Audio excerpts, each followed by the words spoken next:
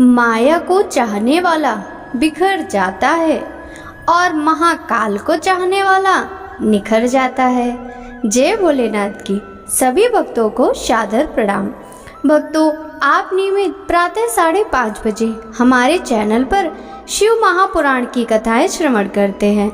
साथ ही प्रातः 5 बजे पुरुषोत्तम मास महात्म्य की कथाएं भी श्रवण करते हैं। सभी वारों की कथाएं, तिथि, ज्ञान इत्यादि की जानकारी भी आपको हमारे चैनल के माध्यम से दी जाती है। यदि अभी तक आपने चैनल को सब्सक्राइब नहीं किया है तो अवश्य ही कर ले, साथ ही बेल आइकन भी प्रेस कर ले, जिससे आने वाले हर नए वीडियो का नोटिफिकेशन आपको समय पर मिल सके। शिव महापुराण के कल के अध्याय में आपने नारद जी का कपट जाल, दूत संवाद, शिवगढ़ों का असुरों से युद्ध, द्वंद्व युद्ध, शिव जलंधर युद्ध, वृंदा का पतिव्रत भंग, जलंधर का वध, देवताओं द्वारा शिव स्तुति की कथा का रसपान किया था।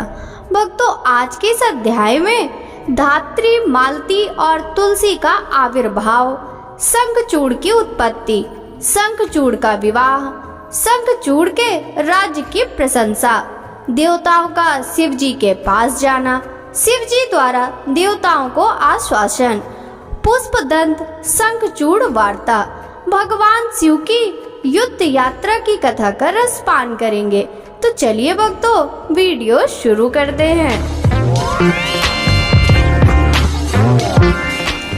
व्यास जी बोले, हे ब्रह्मापुत्र सनत कुमार जी, जब भगवान श्री हरि विष्णु की माया से मोहित होकर जलंधर पत्नी वृंदा छद्म वेश धारण किए हुए विष्णु जी को अपना पति मानकर उनके साथ रमण करने लगी, तब श्री हरि भी उनसे प्रीति करने लग गए।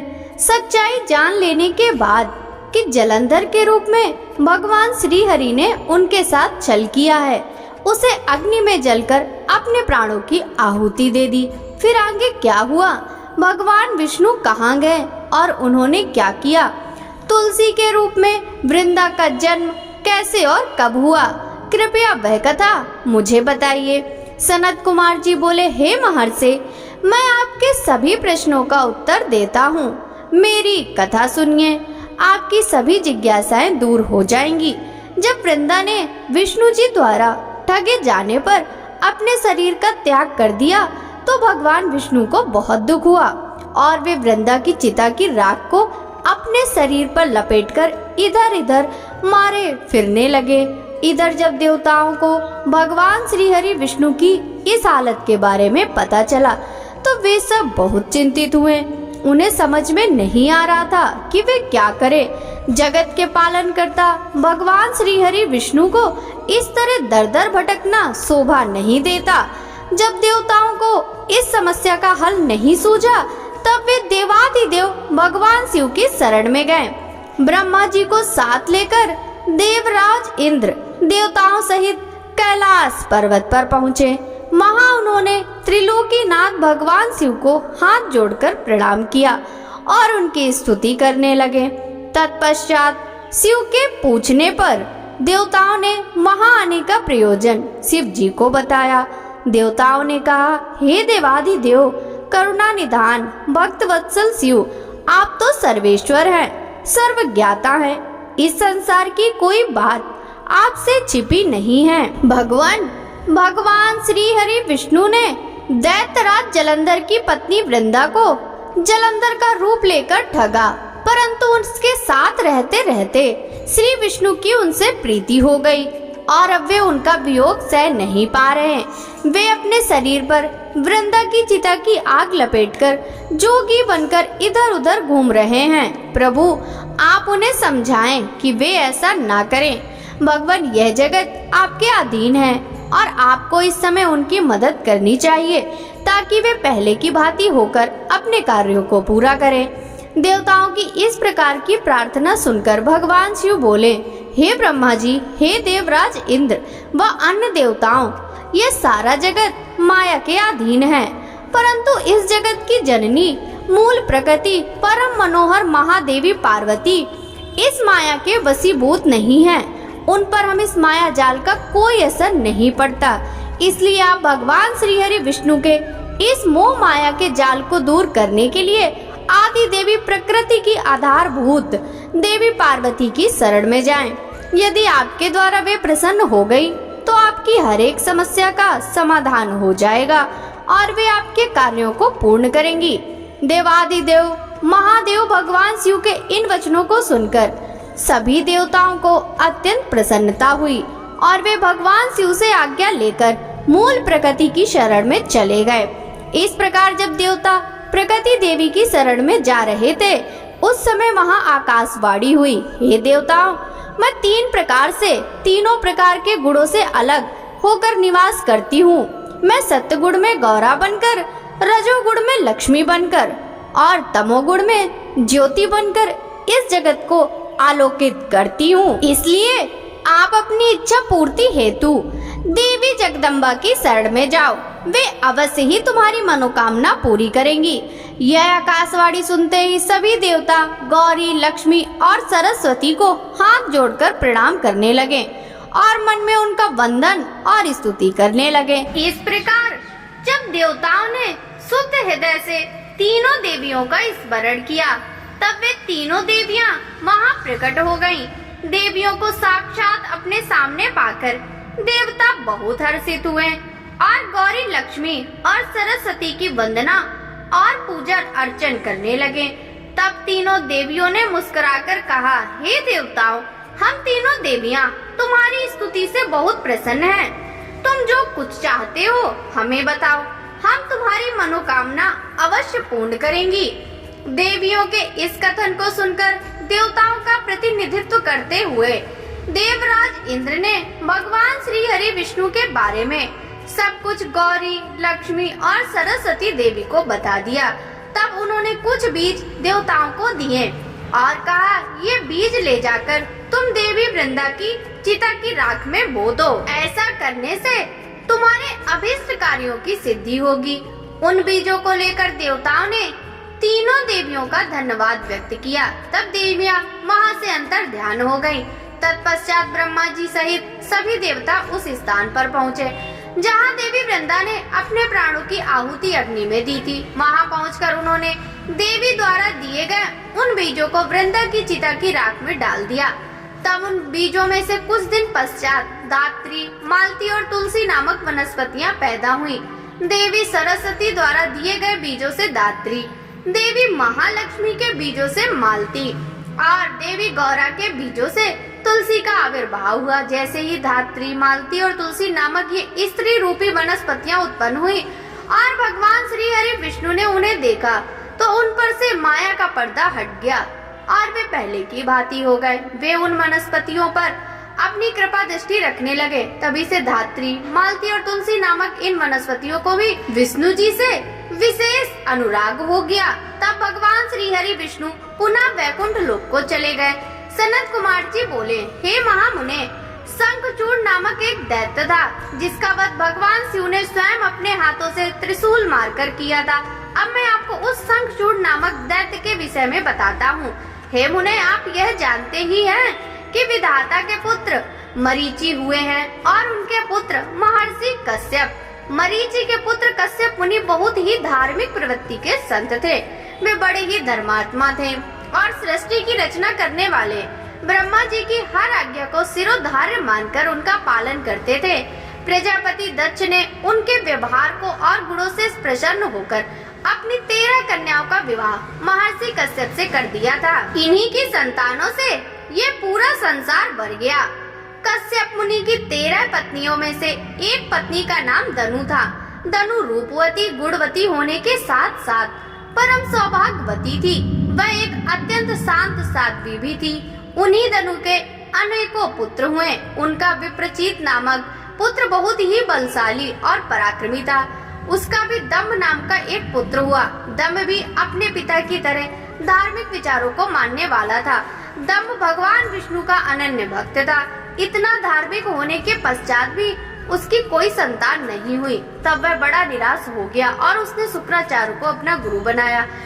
उसने उनसे कृष्ण मंत्र ग्रहण किया। तत्पश्चात दम्भ पुष्कर नामक तीर्थ में चला गया और वहाँ 1,00,000 वर्ष कठोर तपस्या करता रहा। उसकी कठोर तपस्या को देखकर सभी देवता ब्रह्मा जी को अपने साथ लेकर भगवान विष्णु के पास गए। भगवान विष्णु के पास पहुंचकर सभी देवताओं ने उन्हें आदर पूर्वक प्रणाम किया और दम्भ के भीषण तप के बारे में भी बताया। तब सारी बातें जानकर भगवान श्री हरि बोले, हे देवताओं, मैं जानता हूँ कि दम्भ मेरा अनन्य भक्त है। वह अपने मन में पुत्र प्राप्ति की कामना लेकर पिछले 1,00,000 वर्षों से मेरी कठोर तपस्या कर रहा है। मैं अवश्य ही अपने प्रिय भक्त दम्भ की इच्छा पूर्ति करूंगा। आप निश्चिंत होकर अपने स्थान पर चले जाइए।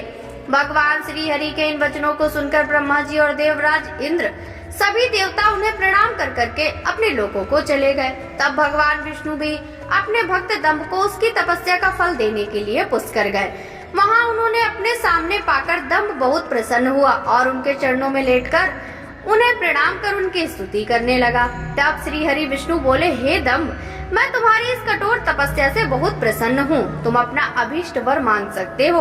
आज मैं तुम्हारी हर मनोकामना पूर्ण करूँगा। भगवान श्री हरि विष्णु के ये वचन सुनकर दम्भ हाथ जोड़कर बोला, हे देव, यदि आप मुझ पर प्रसन्न हैं, तो मुझे अपने जैसा वीर और पराक्रमी पुत्र प्रदान कीजिए। तब श्री हरि विष्णु तथास्तु कहकर वहाँ से अंतर ध्यान हो गए। इसके बाद दम्भ भी प्रसन्नता पूर्वक अपने घर लौट आया। कुछ समय पश्चात दम्भ की पत्नी गर्भवती हुई। एक दम्भ के घर में अलौकिक तेज विद्यमान था।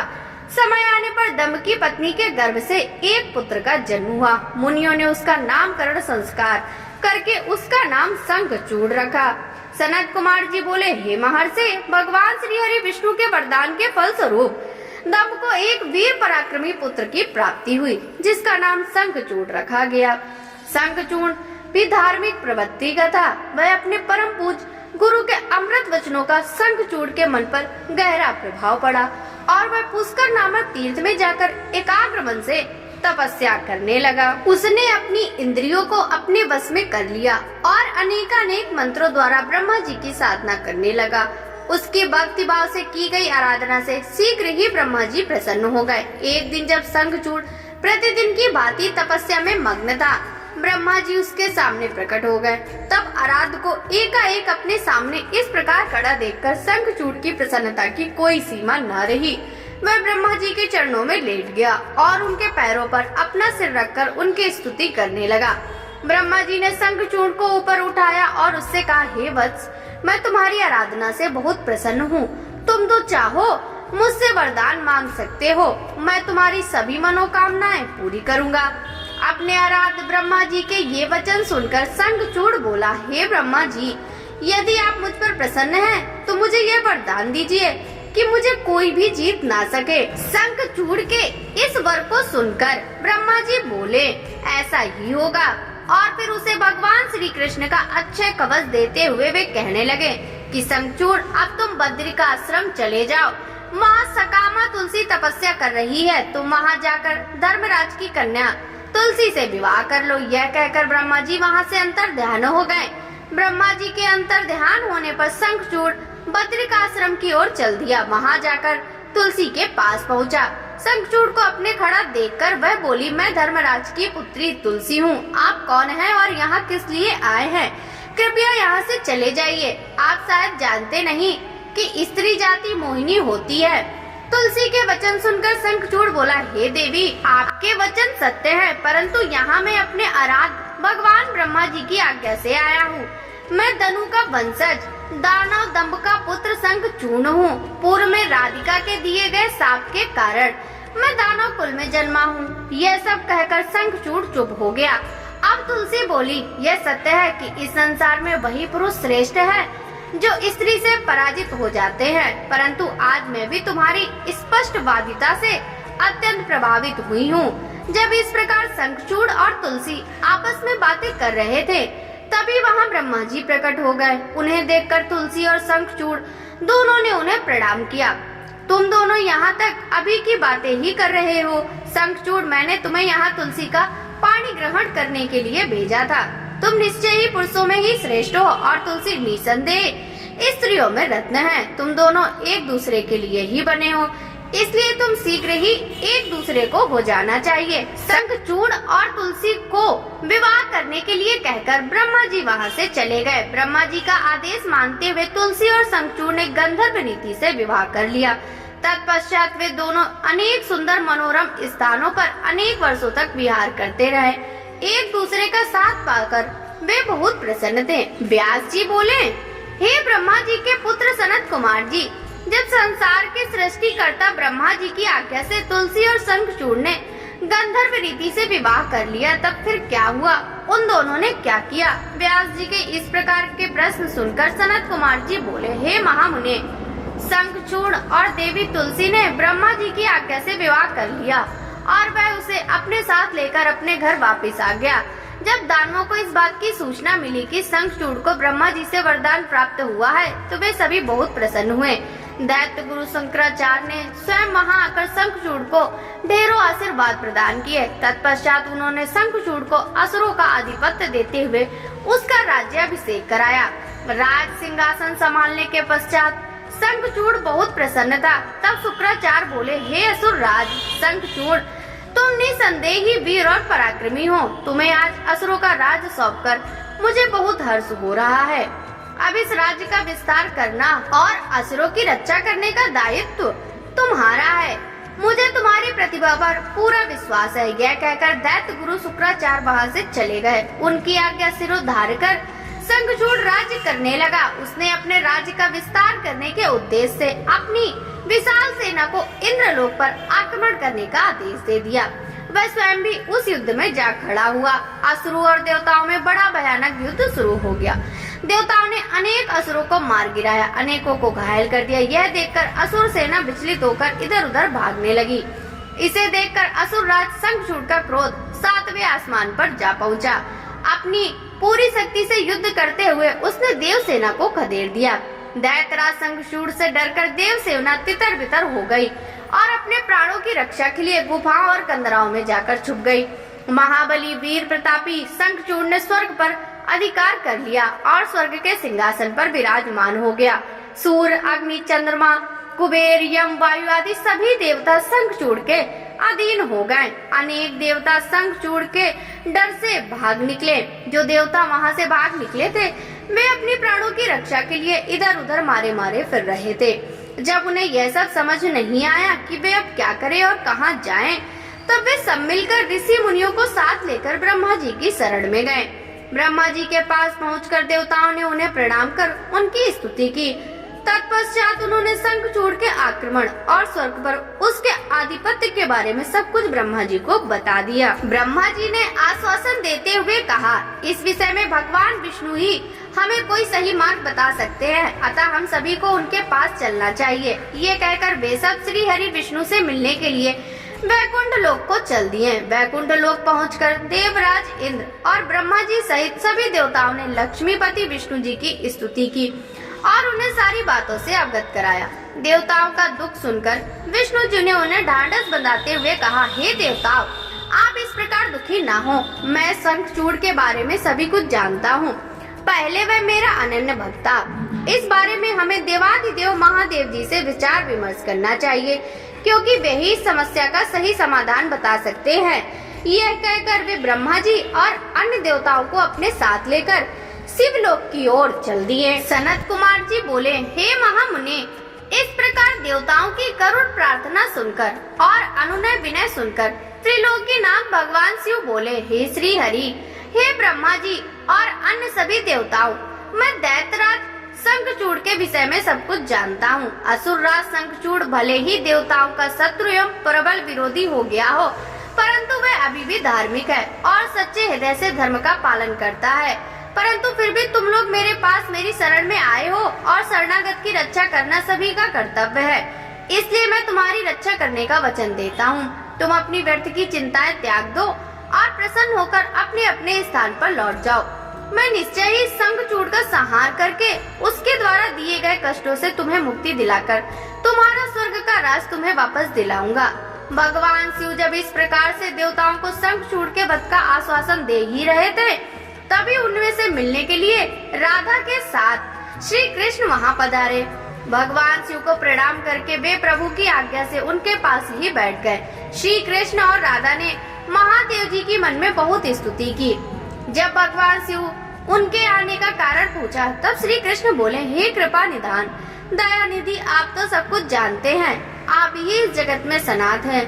आप तो जानते ही हैं कि मैं और मेरी पत्नी दोनों ही साप भोग रहे हैं। मेरा पार्षद सुदामा भी आपके साप के कारण दानव की योनि में अपना जीवन जी रहा है। आप भक्त वत्सल हैं प्रभु, हम आपकी शरण में आए हैं। हम पर अपनी कृपा दृष्टि करिए और हमारे दुखों से मुक्ति दिलाइए। भगवान आप हमें इस साप से मुक्ति दिलाइए। भगवान श्री कृष्ण की इस प्रार्थना को सुनकर देवाधिदेव महादेव जी बोले, हे कृष्ण, आपको डरने की कोई आवश्यकता नहीं है, निश्चय ही आपका कल्याण होगा। आप साप के अनुसार 12 कल्प तक इस साप को भोगने के पश्चात ही राधा सहित अपने वैकुंठ लोक को प्राप्त होंगे। आपका सुदामा नामक पार्षद इस समय दानव योनि में शंखचूड़ के रूप में सभी को दुख दे रहा है। इस समय वह देवताओं का प्रबल विरोधी और शत्रु है। देवताओं को उसने बहुत कष्ट दिया है, उनका राज छीनकर उन्हें बंदी बना लिया है। तब भगवान शिव बोले, मैं आपको दुखों और कष्टों को समझाता हूँ, अब आपको चिंता करने की कोई आवश्यकता नहीं है, अतः सब कुछ भुला दो। तब उन्होंने ब्रह्मा जी और श्री हरि विष्णु को आदेश दिया कि वे वहाँ से जाकर अन्य देवताओं को समझाएं कि वे निश्चिंत हो जाएं, मैं उनकी इच्छा अवश्य ही पूरी करूँगा और उन्हें शंखचूड़ के भय से मुक्त कराऊंगा। भगवान शिव के ये अमृत वचन सुनकर श्री कृष्ण, राधा, ब्रह्मा जी सहित श्री हरि विष्णु को बहुत संतोष हुआ। तब वे हाथ जोड़कर प्रणाम करने लगे। तत्पश्चात भगवान शिव से आज्ञा लेकर सभी प्रसन्नता पूर्वक अपने अपने स्थान को चले गए। व्यास जी बोले, हे ब्रह्मा पुत्र सनत कुमार जी, जब देवाधिदेव महादेव जी ने ब्रह्मा विष्णु और देवराज इंद्र सहित श्री कृष्ण को शंखचूड़ के वध का आश्वासन दिया, तब सब देवता प्रसन्न होकर उनसे विदा लेकर अपने अपने धाम को चले गए। तब आगे क्या हुआ, भगवान शिव ने क्या किया? व्यास जी का प्रश्न सुनकर सनत कुमार जी बोले, हे महामुने, भगवान शिव के आश्वासन देने पर कि वे असुर राज शंखचूड़ का वध करेंगे, सभी देवता अपने अपने स्थान को चले गए। तब भगवान शिव ने विचार किया कि क्या किया जाना चाहिए। तत्पश्चात उन्होंने गंधर्व राज चित्ररथ पुष्यदंत को स्मरण किया। स्मरण करते ही पुष्पदंत तुरंत वहाँ शिव जी के सामने उपस्थित हो गए। पुष्पदंत ने हाथ जोड़कर महादेव जी को प्रणाम किया और उनकी स्तुति की। तत्पश्चात पुष्पदंत हाथ जोड़कर बोले, हे देवाधिदेव कृपा निधान करुणा निधान, मेरे लिए क्या आज्ञा है? मैं आपकी आज्ञा सिरोधार कर उसे यथाशीघ्र ही पूरी करूंगा। यह सुनकर भगवान शिव ने पुष्पदंत को अपना दूत बनाकर शंखचूड़ के पास भेजा। अपने आराध्य भगवान शिव की आज्ञा पाकर पुष्पदंत तुरंत ही वहाँ से असुरराज शंखचूड़ के नगर की ओर चल दिया। पुष्पदंत शंखचूड़ के नगर पहुंचकर उनसे मिला और बोला, हे असुरराज, मैं त्रिलोकीनाथ भगवान शिव का दूत बनकर उनका संदेश लेकर आपके पास आया हूँ। उन्होंने कहा है कि आप यथाशीघ्र देवताओं को उनका राज वापस सौंप दे, अन्यथा भगवान शिव के साथ युद्ध करें। युद्ध में उनके हाथों आपका वध निश्चित है। मैंने भगवान शिव के सभी वचन आपसे कह दिए। आप जो संदेश उन्हें देना चाहो मुझे बता दो, मैं आपका संदेश भगवान शिव तक पहुँचा दूंगा। पुष्पदंत नामक दूत की बातें सुनकर असुरराज शंखचूड़ बोला, हे मूर्ख दूत, तू क्या मुझे बेवकूफ समझते हो? तुम जाकर अपने स्वामी से कह दो कि मैं देवताओं का उनका राज वापस नहीं दूंगा। मैं वीर हूँ, युद्ध से नहीं डरता। अब शिव और मेरा सामना युद्ध भूमि में ही होगा। असुरराज शंखचूड़ के ऐसे वचन सुनकर पुष्पदंत मन ही मन क्रोध की सारी सीमाएं पार गया, परंतु अपनी स्वामी के आज्ञा के बिना वह कुछ नहीं करना चाहता था, इसलिए चुपचाप वापस शिव जी के पास लौट गया। ब्रह्मा पुत्र सनत कुमार जी बोले, हे महर्षि, जब भगवान शिव का पुष्पदंत नामक दूत शंखचूड़ की नगरी से वापस आया तो उसने कैलाश पर्वत पर पहुंचकर भगवान शिव को असुरराज शंखचूड़ द्वारा कही गई सभी बातें बता दी। तब दूत के इन वचनों को सुनकर भगवान शिव को बहुत क्रोध आया। भगवान शिव ने अपने वीर साहसी गणों, अपने दोनों पुत्रों कार्तिकेय और गणेश को बुलाया। उन्होंने भद्रकाली सहित अपनी पूरी गढ़ सेना को युद्ध करने के लिए तैयार होने की आज्ञा प्रदान की। भगवान शिव की आज्ञा के अनुसार उनके वीर गणों और पुत्रों ने युद्ध की सभी तैयारियां अति शीघ्र पूरी कर ली और आकर इस बात से भगवान शिव को अवगत कराया। तब त्रिलोकीनाथ भगवान शिव ने अपनी देव सेना और गणों के साथ दैत्यराज शंखचूड़ की नगरी की ओर प्रस्थान किया। पूरी शिव सेना प्रसन्न मन से भगवान शिव की जय जयकार करती हुई आगे बढ़ रही थी। उनके प्रिय पुत्र गणेश और कार्तिकेय सेना के अधिपति के रूप में अपनी सेना का नेतृत्व कर रहे थे। भगवान शिव की सेना में 8 भैरव, 8 वसु, 11 रुद्र और 12 सूर्य भी सम्मिलित थे। अग्नि, चंद्रमा, विश्वकर्मा, अश्वनी कुमार, कुबेर, यम, नैऋत्य, नलकूबर, वायु, वरुण, बुध और मांगलिक ग्रह नक्षत्र भी भगवान शिव की सेना की शोभा बढ़ा रहे थे। उनकी सेवा में देवी भद्रकाली, जिनकी 100 भुजाएं थी, अपने पार्षदों के साथ युद्ध भूमि की ओर प्रस्थान कर रही थी। भद्रकाली देवी की जीभ 1 योजन लंबी और चलायमान थी। उनके हाथों में शंख, चक्र, गदा, पद, खड़ग, चर्म, धनुष, बाण आदि अनेकों वस्तुएं थी। भद्रकाली देवी के एक हाथ में 1 योजन का गोल खप्पर, एक में आकाश को स्पर्श करने वाला लंबा त्रिशूल तथा अनेक शक्तियां विद्यमान थी। देवी भद्रकाली का अनुसरण करते हुए उनके साथ 3 करोड़ योगिनी, 3 करोड़ डाकनियां भी थी, जो अपनी सेना को साथ लेकर शंखचूड़ की असुर सेना को मजा चखाने के लिए पूरे जोरों शोरों से चल रही थी। इस प्रकार त्रिलोकीनाथ भगवान शिव की विशाल देव सेना, जिसमें हजारों वीर बलशाली गढ़ विद्यमान थे, पूरे मनोयोग के साथ युद्ध स्थल की ओर बढ़ रहे थे। तब भगवान शिव ने अपनी सेना को एक वट वृक्ष के नीचे कुछ देर विश्राम करने के लिए कहा और स्वयं भी उसी वट वृक्ष के नीचे आसन लगाकर बैठ गए। सनत कुमार जी बोले, हे व्यास जी, उधर दूसरी ओर जब भगवान शिव का दूत पुष्पदंत असुरराज शंखचूड़ के पास वापस लौट गया, तब असुरराज शंखचूड़ भी अपने मन में युद्ध करने का निश्चय कर अपनी प्रिय पत्नी देवी तुलसी के पास पहुंचा। वहां उसने तुलसी को बताया कि हे देवी, अब मुझे कल सुबह युद्ध के लिए प्रस्थान करना होगा। यह सुनकर देवी तुलसी रोने लगी। शंखचूड़ ने उन्हें ढाढ़स बंधाया और कहा, वीरों की पत्नियां रोकर नहीं बल्कि हंसकर उन्हें विदा करती हैं। यह सुनकर तुलसी ने अपनी आंखों के आंसू पोंछ लिए। प्रातः कल जाकर असुरराज शंखचूड़ ने अपने राज दरबार का उत्तरदायित्व अपने पुत्र को सौंप दिया तथा देवी तुलसी से पुत्र की सहायता करने के लिए कहा। फिर दैत्यराज शंखचूड़ ने अपनी विशाल दैत्य सेना का युद्ध के लिए आह्वान किया। अपने स्वामी दैत्यराज शंखचूड़ के बुलाने पर विशाल दैत्य सेना पल भर में संगठित हो गई। उस असुर सेना में अनेक वीर और पराक्रमी योद्धा थे। वे योद्धा पल भर में संगठित होकर आगे बढ़ गए। दैत्य सेना का मनोबल बहुत ऊंचा था। वे अत्यंत गर्वित और सोच रहे थे कि इस युद्ध में अवश्य ही जीतेंगे। मौर्य, कालिक और कालिकेय नामक 3 वीर असुर सेनापति के रूप में दैत्य सेना का प्रतिनिधित्व कर रहे थे। उस विशाल 3 लाख और चौड़ी सेना को देखकर बड़े बड़े वीर पल भर में भयभीत हो जाते थे। असुरराज शंखचूड़ अपनी विशाल दैत्य सेना को देखकर बहुत खुश था। तब युद्ध के लिए प्रस्थान करती हुई उस सेना का नेतृत्व स्वयं असुरराज शंखचूड़ ने आगे आकर किया। उनके पीछे वाले रथ में दैत्यों के गुरु शुक्राचार्य उनका मार्ग प्रशस्त कर रहे थे। इस प्रकार अपने स्वामी शंखचूड़ की जय जयकार का उद्घोष करती हुई वह राक्षस सेना तीव्र गति से आगे बढ़ी चली जा रही थी। चलते चलते काफी समय बीत गया। आखिर पुष्पभद्रा नामक नदी के किनारे एक अच्छे वट वृक्ष के नीचे दैत्य सेना ने अपना डेरा लगाया। वहीं से कुछ दूरी पर देव सेना ने भी अपना डेरा डाला हुआ था। सनत कुमार जी बोले, हे व्यास जी, जब इस प्रकार देवताओं की सेना लेकर भगवान शिव और राक्षसों की सेना के साथ असुरराज शंखचूड़ अपने अपने निवासों को छोड़कर युद्ध करने के लिए यात्रा करते करते रास्ते में रुक गए और दोनों सेनाएं कुछ ही दूरी पर रुकी थीं। तब दैत्यराज शंखचूड़ ने अपने एक दूत को संदेश देकर भगवान शिव के पास भेजा। दैत्यराज शंखचूड़ का वह दूत भगवान शिव के पास पहुंचा और बोला, हे शिव, मैं दैत्यराज शंखचूड़ का दूत हूँ। मैं उनका संदेश लेकर आपके पास आया हूँ। मेरे स्वामी ने कहलवाया है कि वे यहाँ आ गए हैं। अब आपकी क्या इच्छा है? तब दैत्यराज के उस दूत ने शिव जी बोले, दूत, तुम जाकर अपने स्वामी शंखचूड़ से कहो कि देवताओं के साथ शत्रुता छोड़कर उनसे मित्रता कर लो, उनका हड़पा हुआ राज्य उन्हें वापस कर दो और तुम सुख पूर्वक अपने राज्य पर शासन करो। दैत्यराज से कहना कि वे सुतकर्मी महर्षि कश्यप की संतान हैं। उन्हें ऐसा करना शोभा नहीं देता, इसलिए वे समय रहती मेरी समझाई हुई बात को समझ जाएं। अन्यथा इसके परिणाम दानों के लिए बहुत घातक हो सकते हैं। भगवान शिव के इस प्रकार वचन सुनकर वह दूत पुनः बोला, हे देवाधिदेव, हालांकि आपकी बातों में कुछ सच्चाई है, परंतु क्या हमेशा हर बात में असुर ही गलत होते हैं? देवता हमेशा सही होते हैं, उनकी कभी कोई गलती नहीं होती। आपके अनुसार सारे दोष असुरों में ही हैं। जबकि वास्तविकता में ऐसा बिल्कुल भी नहीं है। दोष केवल असुरों में नहीं, देवताओं में भी है। मैं उनका पक्ष लेने वाले आपसे पूछता हूँ कि मधु और कैटभ नामक दैत्यों के सिरों को किसने काटा? त्रिपुरों को युद्ध करने के पश्चात क्यों भस्म कर दिया गया? आप सदा से ही देवताओं और दानों में पक्षपात करते आए हैं।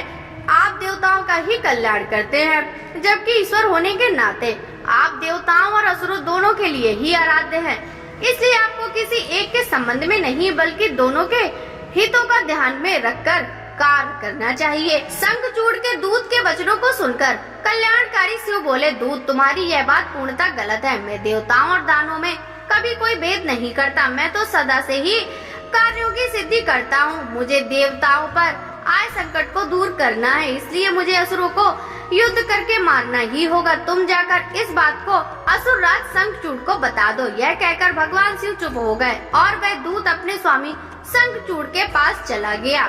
व्यास जी ने सनत कुमार जी से पूछा, हे ब्रह्मा पुत्र, जब भगवान शिव का संदेश लेकर दैत्यराज शंखचूड़ का वह दूत अपने स्वामी शंखचूड़ के पास चला गया, तब क्या हुआ? उस दूत ने शंखचूड़ से क्या कहा और उस दूत के सारी बातें जानने के पश्चात दैत्यराज शंखचूड़ ने क्या किया? हे महर्षि, कृपा करके इस संबंध में मुझे सविस्तार बताइए। व्यास जी के प्रश्न को सुनकर सनत कुमार जी बोले, हे महामुने, उस दूत ने अपने स्वामी शंखचूड़ के पास जाकर भगवान शिव से कही हुई सारी बातें बता दी। शिव जी की कही बातें सुनकर शंखचूड़ और अति क्रोधित हो उठा और उसने अपनी विशाल दैत्य सेना को तुरंत युद्ध करने के लिए चलने की आज्ञा प्रदान करी। दूसरी ओर भगवान शिव ने भी अपने गणों और देवताओं को युद्ध भूमि की ओर प्रस्थान करने के लिए कहा। देवताओं और दानवों दोनों की सेनाएं पूरे जोश और साहस के साथ लड़ने हेतु तत्पर होकर आगे बढ़ने लगी। दानवों की सेना में सबसे आगे शंखचूड़ था और दूसरी ओर देव सेना में त्रिलोकीनाथ भगवान सबसे आगे चल रहे थे। दोनों सेनाएं और स्वामियों के जय घोष के साथ आगे बढ़ रही थी। उस समय चारों ओर रणभेरियां बजने लगी। कुछ ही समय पश्चात देवता और दैत्य आमने सामने थे। एक दूसरे को अपना घोर शत्रु समझकर दोनों एक दूसरे पर टूट पड़े। भयानक युद्ध होने लगा। हर ओर मार काट चीख पुकार सुनाई दे रही थी। युद्ध का दृश्य अत्यंत हृदय विदारक था। भगवान श्री हरि विष्णु के साथ दंभ, कलासुर के साथ कालका, गोकर्ण के साथ हुतासन तो कालंबिक के साथ वरुण देव का युद्ध होने लगा। सब युद्ध करने में मग्न थे, परंतु भगवान शिव तथा देवी भद्रकाली अभी तक ऐसे ही बैठे थे। उन्होंने युद्ध करना शुरू नहीं किया था। उधर दैत्यराज शंखचूड़ भी युद्ध का दृश्य देख रहा था। उस समय युद्ध अपने चरम पर था। दोनों सेनाएं घमासान युद्ध कर रही थी। सभी बड़ी वीरता से लड़ रहे थे और युद्ध में अनेक प्रकार के आयुधों का प्रयोग कर रहे थे। कुछ ही देर में पृथ्वी कटे मरे और घायल योद्धाओं से पट गई। भक्तों, आगे की कथा का वृतांत हम कल के अध्याय में श्रवण करेंगे। शिव महापुराण की यह कथा यदि आपको अच्छी लगी हो तो इस वीडियो को लाइक कर ज्यादा से ज्यादा भक्तों के साथ शेयर कीजिएगा, जिससे भगवान शिव शंकर की कृपा दृष्टि सदा सर्वदा सभी पर बनी रहे। आज से मिलते हैं शिव पुराण के कल के अध्याय की कथा के साथ। सभी भक्तों को हरे कृष्णा, राधे राधे, हर हर महादेव।